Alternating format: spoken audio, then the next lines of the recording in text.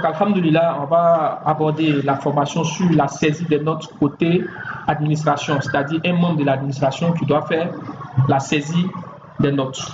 Donc pour cela, on va se connecter en tant que membre de l'administration. On va mettre nos paramètres de connexion et là, on est dans le menu, comme tout le monde le sait. Donc on va aller directement sur le menu moyenne, saisie des moyennes pour l'année en cours et on choisit le menu saisie des moyennes. C'est là que la saisie des moyennes se fait. Donc, on se rend compte qu'au niveau de l'enseignant, il y a eu des notes qui ont été déjà saisies en classe de 6e, notamment en exploitation écrite. Donc, on peut voir déjà les notes qui ont été saisies à ce niveau-là. S'il y a des modifications, on peut faire des rappels pour modifications. Il y a aussi les notes de exploitation orthographe aussi qui ont été saisies. Donc, vous pouvez voir. Donc, pour rappel avec M. Diarra, vous voyez qu'une fois qu'on choisit une sous-matière de français, il y a le bouton rouge qui apparaît, qui est appelé valider moyenne de français. Donc, c'est là que le calcul de la moyenne de français va se faire. Donc, je vais prendre une matière, par exemple, qui n'est pas une sous-matière de français. Donc, pour cela, je vais choisir, par exemple, physique-chimie. Vous voyez que le bouton orange n'apparaît pas. Parce que la matière que j'ai choisie n'est pas une matière de français. Donc, on va essayer de saisir une note. Comme on a choisi physique, on va saisir les moyennes de physique. Donc, c'est le même principe. Je donne les notes. Voilà, à titre d'exemple. Voilà, je finis les notes, je valide. Ok, donc les notes ont été enregistrées. Et là, il me ramène à la page de modification. Je me rends compte que, comme je le disais, avec un seul clic, plus besoin de faire le classement. Donc, à l'enregistrement, le système automatiquement calcule les moyennes et fait le rang des élèves en question. Donc, c'est bon. S'il y a une modification à faire, je fais encore la modification. Au lieu de 10, je mets 11, je valide. OK. Donc, il va encore refaire le classement. Il reste toujours à la même position. Donc, voilà comment j'ai saisi les moyennes de sciences physiques. Je vais choisir encore de saisir les notes d'une autre matière autre que physique. Donc, je vais choisir anglais, par exemple. Voilà. Et je fais la saisie des moyennes. Donc là, on peut s'apercevoir que le français est toujours coefficient 1 et anglais est coefficient 1. Je fais également les saisies des notes dans ces matières-là. Voilà. Le système également va faire le calcul des moyennes, comme je l'ai dit. Voilà. Il va faire le classement, comme je l'ai dit. Maintenant, là, il y a une astuce qui nous permettra d'aller un peu plus vite. Si on a fini de saisir une matière dans une classe donnée et qu'on veut saisir encore une autre matière, mais de cette même classe, on n'a plus besoin de faire un retour. On choisit une nouvelle matière et on prend la matière qu'on veut saisir, par exemple SVT. Je fais valider et il me ramène directement sur le formulaire de saisie d'SVT. Donc, comme je l'ai dit, l'objectif, c'est d'aller vite. Donc, à travers ça, je peux facilement saisir les notes d'SVT au lieu d'aller encore reprendre toute la saisie. Voilà, je valide. OK, j'ai fini avec les saisies d'SVT. Si j'ai encore des saisies à faire toujours dans la même classe, j'observe, histoire jour par exemple, je fais OK, donc en même temps, le formulaire il est disponible pour les saisies. Donc, ça nous fait un gain de temps assez considérable. Voilà, donc je valide. Donc c'est bon. Voici un peu quelques saisies des notes qu'on a effectuées pour aller un peu plus rapidement, puisque le temps n'est pas, on n'a pas trop le temps. Donc c'est bon. On va revenir maintenant sur la notion du français, parce que c'est là que beaucoup d'hommes souvent ils sautent un peu les étapes. Donc, une fois qu'on suppose que toutes les notes de la classe, les moyennes de la classe du 3e ont été saisies, pour français, il y a une particularité. Il faut qu'on vienne pour mettre à jour la moyenne du français. Donc, pour cela, je vais choisir une matière quelconque, mais qui soit une sous-matière du français. Donc, mon choix porte ici exploitation écrite, il fait rechercher. Donc, le bouton orange va apparaître, le bouton rouge apparaît, mais disant que je peux valider la moyenne du français. Donc, je clique sur ce bouton-là. Voilà. Et là, je fais valider. OK, tout est enregistré. Ici, le classement également, il est fait. Donc, voici un peu les moyennes de français. Normalement, si la configuration était bonne, ici, français devait afficher coefficient 3. Mais je vais vous expliquer pourquoi. Nous, on est connecté en tant qu'année 2020-2021, raison pour laquelle on est là. Donc, validation des moyennes de français. Donc, vous pouvez l'apercevoir ici, le coefficient, il est 3. Moi, je n'entends plus rien. Ok, donc on est de retour.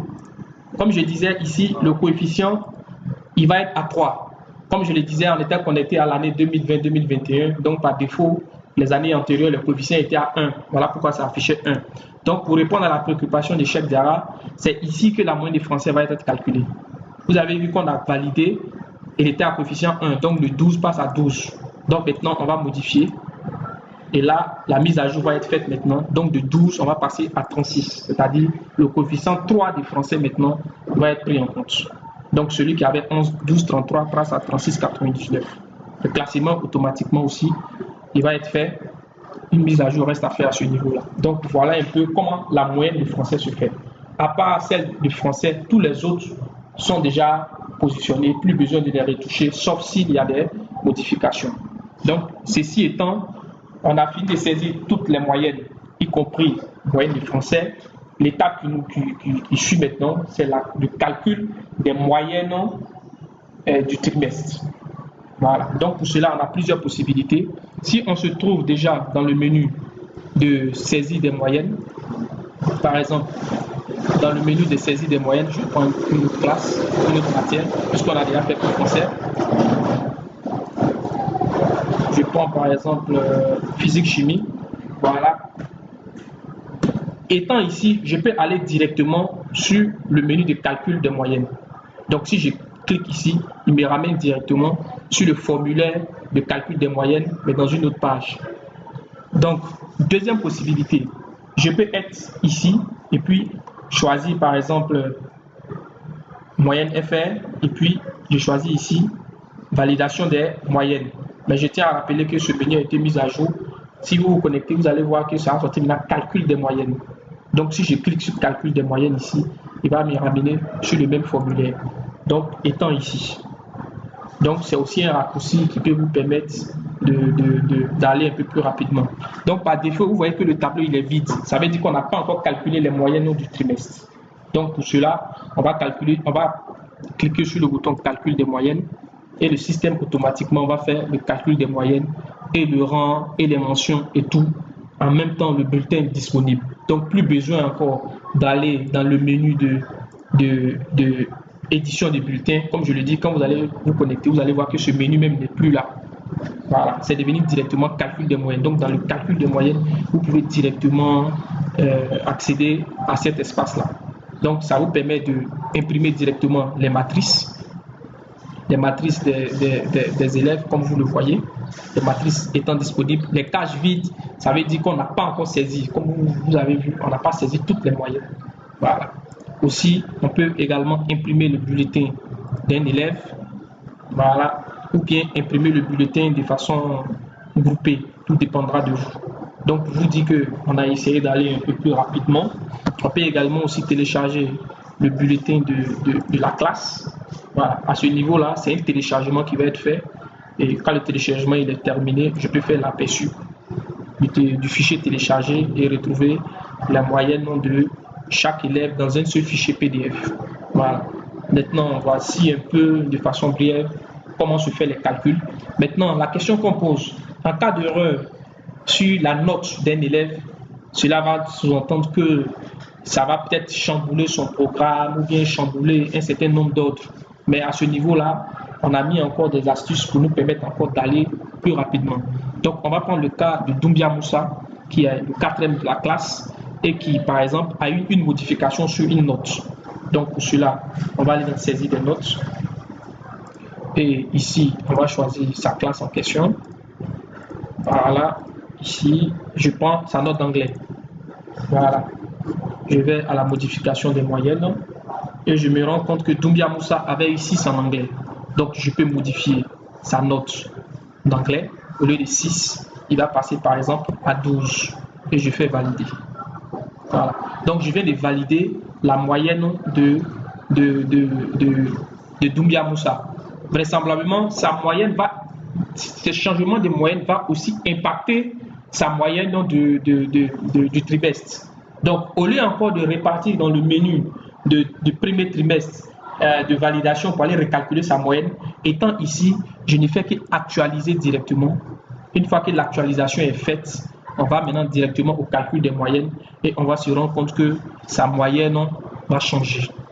On va regarder son bulletin d'avant, si c'est encore disponible. On n'a pas eu d'historique de son bulletin. Bon, je vais essayer de voir le bulletin groupé pour voir quelle est la moyenne qu'il avait avant. Téléchargement. Voilà. Voilà. Je fais apparaître le bulletin de la classe. Voilà. OK.